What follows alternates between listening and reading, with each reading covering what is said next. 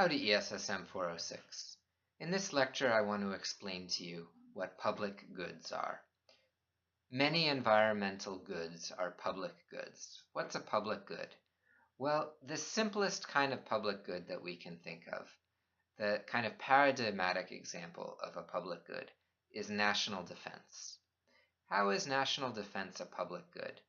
Well, we all benefit from having our country defended against people who would like to harm our country, right? But if I pay for national defense, can I prevent you from being defended?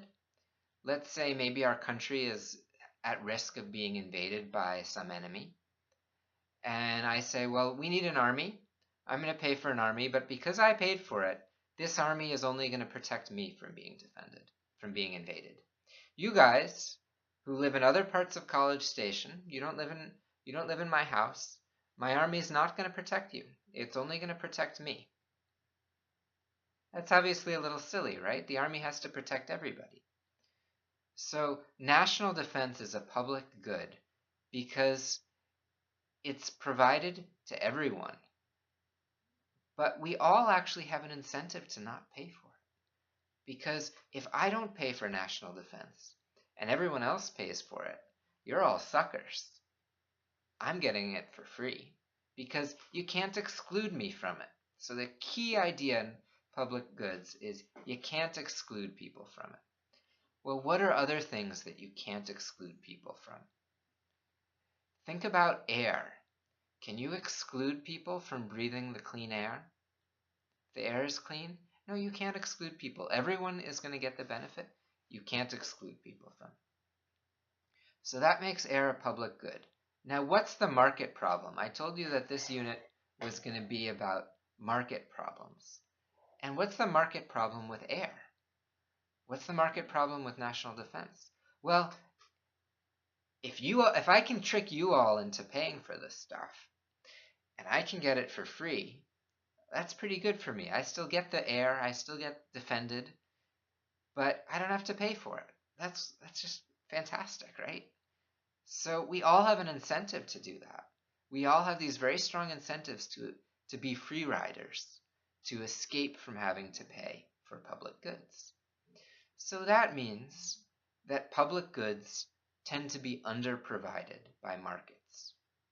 If we had a market for defense, for security, and we didn't have a government that provided us an army, then how would we get... Well, we'd each have to buy our own private army, right, to defend us. Maybe a few of us would band together. Maybe everyone in College Station would band together. But then we'd have this free rider problem again. So a major justification for government intervention in providing an army is that it actually makes us much safer. We're all better off if the government compels us to pay taxes so that we can have one army instead of everyone having their own army. So the same thing applies to a problem like clean air. It's better for the government to provide it than for us. Say there's a factory in our town that's producing a lot of local air pollution. Each one of us could build a bubble around our house that would exclude the air pollution from our house. We'd have to each install a very expensive air filter around our house to prevent us from having to breathe this, right?